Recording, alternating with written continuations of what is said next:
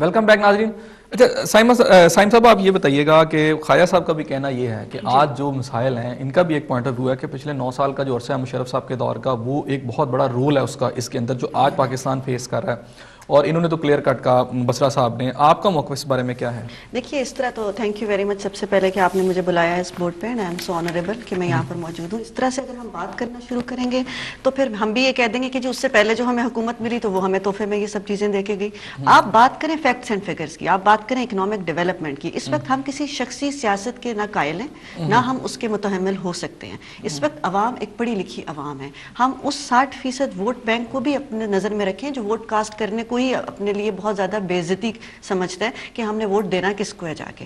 ٹھیک ہے, جب ہم اکنامک ڈیولپمنٹ کی بات کرتے ہیں تو حقیقت یہ ہے کہ پچھلے 3 سالوں میں جتنے لون لیے گئے ہیں وہ پچھلی 63 سالہ پاکستان کی تاریخ میں نہیں لیے گئے. ٹھیک ہے, فیکٹس اینڈ فگرز تو میں اگر آپ لوگوں کے لیے لے کر آنا شروع کر دوں گی تو وہ تو کتابوں کی کتابیں ہیں. فیکٹس اینڈ فگرز کی اس وقت ضرورت نہیں پڑتی جب عام بندہ چینی خریدنے بازار جاتا ہے, جب ایک بندے کو روٹی خریدنی پڑ جاتی ہے, جب ایک بندہ اپنی بنیادی ضروریات بیسک نیسیسٹیز آف لائف کا ہی قائل نہیں ہوتا تو پوری اکنامک سٹیٹمنٹ اس کے ہاتھ میں ہوتی ہے. اس وقت ہمیں ان کی گوشواروں کی بھی ضرورت نہیں پڑتی. آپ چاہیے 2005 کے زلزلے پہ جس وقت آپ کو فورن ایڈ مل رہی تھی, آپ کو عزت اور احترام مل رہا تھا, آپ کو ایک انٹرنیشنل بین الاقوامی استحکام مل رہا تھا, لوگوں کا آپ کے اوپر ایک کانفیڈنس لیول تھا, اور اب آپ آئے اپنے سیلاب کے اوپر. اگلا کہتا ہے کہ ہمارا پہلے یہاں پہ اکاؤنٹیبلٹی بیٹھے گی. آپ کس طریقے سے سیلاب کے فنڈز کو استعمال کر رہے ہیں؟ آپ کی حکومت پہ کسی ایک آدمی کو باہر کے ملک میں سے اعتبار نہیں ہے. آپ اپنا بنیادی طور پہ انٹرنیشنلی کانفیڈنس لوز کر چکے ہیں. آپ ایک عام پنساری کی بھی دکان کھولیں, سب سے امپورٹنٹ رول بزنس کا ہوتا ہے good will. You don't have any credibility, any goodwill. Number 1 point is this. Number 2 point پہ آپ آتے ہیں جب ہم دوبارہ economic development Who is responsible for that? Either the Pakistan People's Party is responsible for that or Noon League is responsible for that. We are not in the government. یہ تو بڑا عجیب بات ہے. پنجاب کی حکومت نہیں, فیڈرل گورنمنٹ کا ایشو ہے نا. دیکھیں کس کا جواب آپ کیا کریں نا, کیا فیڈرل گورنمنٹ کا ایشو ہے, اس وقت جواب دے اچھا نہیں میرا اپنی باری پہ بات اپنی ٹرن کمپلیٹ, میرا خیال ہے ٹرن کمپلیٹ ہونے تو زیادہ بہتر ہے. یہ ساری چیزیں فیڈرل گورنمنٹ نے بالکل میں جواب دیتا ہوں جی, میں جواب ان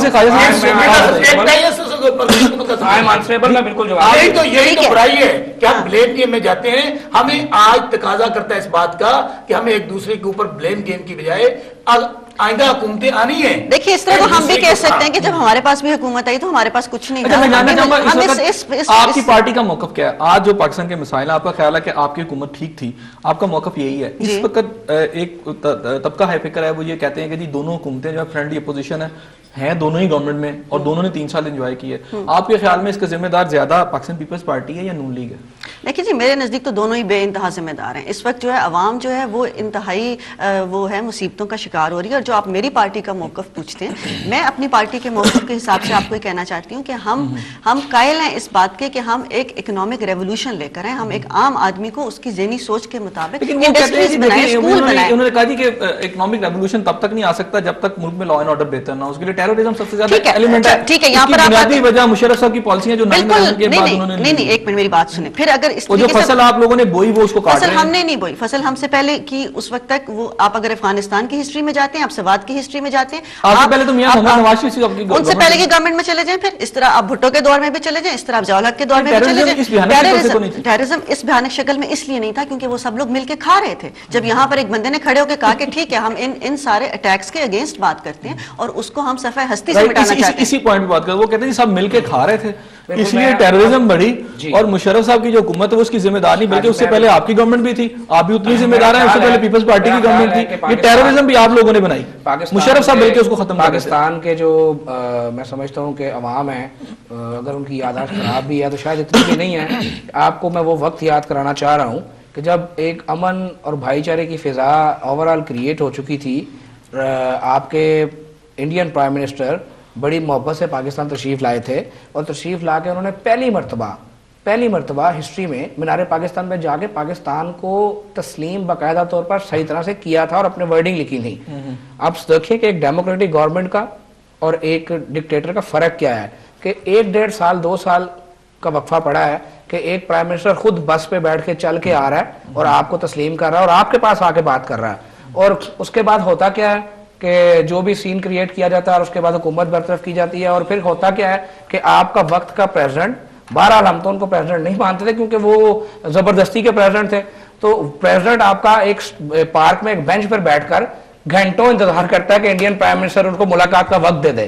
تو یہ فرق ہوتا ہے اور یہ چیزیں ہوتی ہیں. آپ دیکھیں میری let me complete my words کہ ابھی انہوں نے میری کولیگ نے بات کی 2005 کے زلزلے کی. یہ جو کریڈیبلٹی خراب ہوئی نا بھائی صاحب، کریڈیبلٹی خراب ہی 2005 کے زلزلے کے پیسوں سے ہوئی کہ وہ تو یہ پوچھتے ہیں کہ بابا ان کا تو حساب دو، یہ 2005 میں جو تم کو پیسہ دیا تھا پہلے اس کا حساب دو پھر اگلی بات کرنا.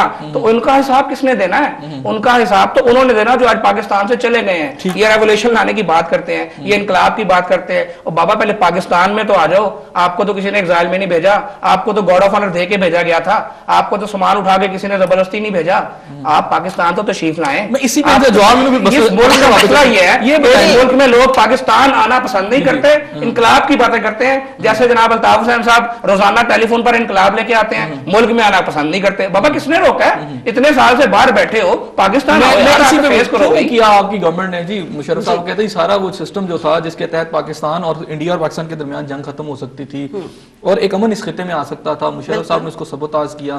آج اسی کو ہم جیسا کہ انہوں نے کہا فیس کر رہے ہیں. کیوں کیا آپ کی گورنمنٹ نے ایسا کچھ بھی نہیں ہوا. خطے میں توازن کے لیے بہت ساری چیزوں کا خیال رکھنا پڑتا ہے. اس چیز کا اگر ایک عام سویلین کو اندازہ نہیں ہے تو اس کے بارے میں کچھ نہیں کہہ سکتی، لیکن خطے میں توازن کے لیے آپ کو نہیں پتا. توازن یہ تھا کہ آپ کا پریزیڈنٹ آف پاکستان چاہے زبردستی بن گیا ہے تو پریزیڈنٹ نا، وہاں جا کے بینچ پہ بیٹھا ہوا ہے اور اس کو پرائم منسٹر وقت دینے کو تیار نہیں ہے. توازن تو یہ تھا کہ انڈین پرائم منسٹر آپ کی حیثیت کو تسلیم کر کے آپ کے پاس چل کے آ رہا تھا اور آ کے پاکستانی قوم کے ساتھ بیٹھ کے بات کر رہا تھا. توازن کی یہ بات جب کرتے ہیں تو قوم کو پورا پتہ ہے.